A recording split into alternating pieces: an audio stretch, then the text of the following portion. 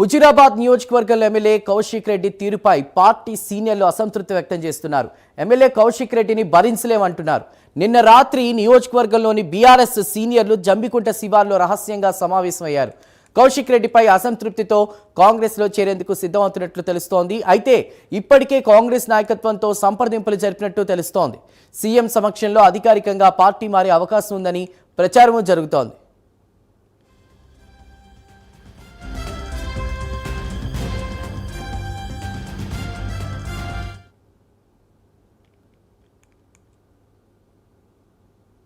హుజూరాబాద్ నియోజకవర్గంలో ఎమ్మెల్యే కౌశిక్ రెడ్డి తీరుపై పార్టీ సీనియర్లు అసంతృప్తి వ్యక్తం చేస్తున్నారు. ఎమ్మెల్యే కౌశిక్ రెడ్డిని భరించలేమంటున్నారు.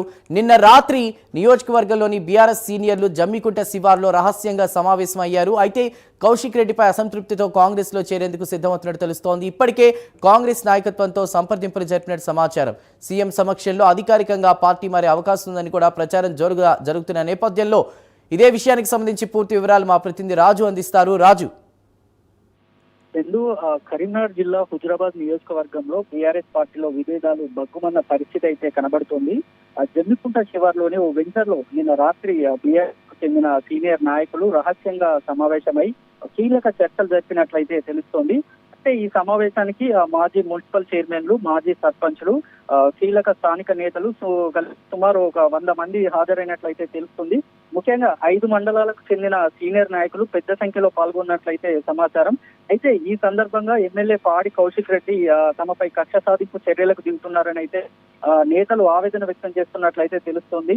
ఆయన వ్యవహార శైలి కారణంగా పార్టీలో పనిచేయడం కష్టమవుతోందని అయితే పలువురు నేతలు స్పష్టం చేస్తున్నట్లయితే సమాచారం.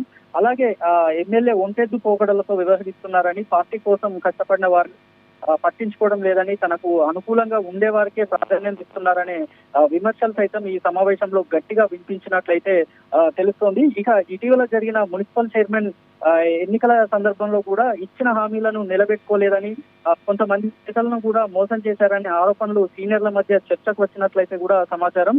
అంతేకాకుండా కొంతమంది సీనియర్ నాయకుల ఓటమి కూడా ఎమ్మెల్యే తీరే కారణమంటూ కూడా అభిప్రాయాలు వ్యక్తమైనట్లయితే తెలుస్తోంది. అయితే వెంటనే పార్టీ మారే దిశగా కాకుండా బీఆర్ఎస్ లోనే కొనసాగుతూ ఎమ్మెల్యే వ్యవహార శైలిపై అసంతృప్తిని అయితే బహిర్గతం చేయాలని ఈ సమావేశంలో నేతలు సమాలోచనలు చేసినట్లయితే సమాచారం.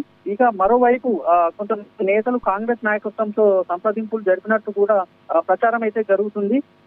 పరిస్థితులు ఇలాగే కొనసాగితే భవిష్యత్తులో పార్టీ మార్పులు అవకాశాలను కూడా కొట్టిపారేయలేమన్న చర్చ రాజకీయ వర్గాల్లో కూడా నడుస్తుంది. మరోవైపు ఈ పరిణామాలపై టీఆర్ఎస్ పార్టీ రాష్ట్ర నాయకత్వం ఎలా స్పందిస్తుంది ఇప్పుడు ఆసక్తికరంగా మారింది. అంతేకాకుండా సీఎం సమక్షంలో అధికారికంగా పార్టీ మారే అవకాశం ఉందని ప్రచారం కూడా జరుగుతోంది. దీనికి సంబంధించి అప్డేట్స్ ఏంటి? అంటే మన దగ్గర ఉన్న ప్రాథమిక సమాచారం మేరకు నిన్న కౌశిక్ రెడ్డి అనుచరులలో చాలా ముఖ్యులు కూడా రాష్ట్ర ఎస్టీ నాయకత్వం చైర్మన్, మాజీ చైర్మన్ కూడా ఈ సమావేశంలో పాల్గొన్నట్లయితే తెలుస్తుంది. అయితే మొత్తానికి ఈ పరిణామాలపై బీఆర్ఎస్ పార్టీ రాష్ట్ర నాయకత్వం ఎలా స్పందిస్తుంది ప్రస్తుతానికి, లేక అంతేకాకుండా రాష్ట్ర రాజకీయాల్లో అత్యంత దూకుడుగా వ్యవహరించే కౌశిక్ రెడ్డి తన ఇలాకాలో ఇలాంటి రాష్ట్ర సమావేశాలపై ఎలా స్పందిస్తారు అయితే ఇప్పుడు ఆసక్తికరంగా మారింది. ఒకవేళ ఈ అసంతృప్తి అయితే మరింత పెరిగే అవకాశం ఉందైతే హుజూరాబాద్ నియోజకవర్గంలో బీఆర్ఎస్ పార్టీకి అయితే గట్టి ఎదురు దెబ్బ తగిలే అవకాశం ఉందని అయితే విశ్లేషకులు భావిస్తున్నారు. ఆ పార్టీ సమావేశంలో పాల్గొన్న కొంతమంది ఏమో ఇప్పుడే కాంగ్రెస్ పార్టీతో సంప్రదింపులు జరిపినట్లయితే సమాచారం. మరికొంతమంది పార్టీలో బీఆర్ఎస్ పార్టీలోనే కొనసాగుతూ కూడా తమ అసంతృప్తిని అయితే బహిర్గతం చేయాలని అయితే నిర్ణయానికి వచ్చినట్లయితే తెలుస్తోంది. చందు, రైట్, థ్యాంక్ యూ రాజు. అప్పు తీసుకో హుజూరాబాద్ కాన్స్టిట్యూన్సీ దేశముఖులు తిరుగుతురా మరి అదే దానికి చూసుకో నేను చూసేది అని చెప్తుంటే వాళ్ళే కొడదాం అనుకున్నా. కేసీఆర్ గారు ఎందుకు వచ్చేవారు అడిగి నువ్వు కిందకు వచ్చినా అని చెప్పావు అనుకున్నా. అది నువ్వు నాకు ఏం చెప్తావు? ఇప్పుడు అవునాయి గిన్నెల నుంచి తిరుగుతాను. నేను 50 ఏళ్ళకి వచ్చినా పుస్తక జడ్పీ తీసు ఎంపీ కాలవాడు ఏదన్నా వస్తే ఒకటి జీతం నాకు కూడా ఇజ్జత్ మానం అనిపిస్తుంది. నేను ఏమొచ్చి తిరగవాడికి ఏ ఒక్క పదవి లేదా పదవి అని చెప్పి ఈయనే రాగానే ఈయనకు అదేంటే పదవి ఎమ్మెల్సీ 32 కోట్ల రూపాయలు ఈ మగోడికి 32 కోట్లు ఖర్చు పెట్టినట్టు బాగా అందరికి ఇవ్వాలి. ఇంకా ప్రచారం కోటి ఇవ్వాలి, ఇంకోటి కోటి ఇవ్వాలి, రమేష్ కోటి ఇవ్వాలి అని చెప్పి ఈయన పట్టుకొచ్చారు. ఇది మన పార్టీలకు తెచ్చాడు 32 కోట్లు ఎమ్మెల్సీ రాగానే విప్పుల వల్ల చీపు విప్పటినారు ఈ మగోడికి.